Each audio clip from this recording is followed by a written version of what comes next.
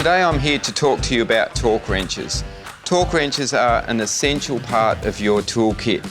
They're used to prevent you from under-tightening or over-tightening nuts and bolts.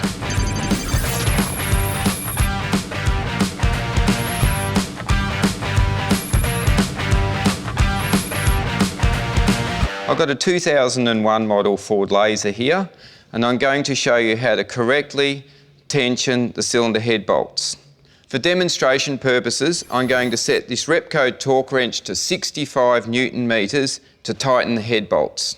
At the end of this torque wrench is this locking button, and what we need to do is unlock that button by pulling.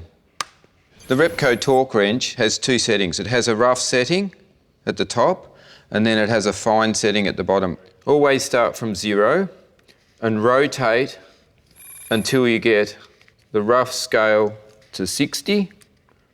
Once we get 60 in the rough, rotate 5 in the fine.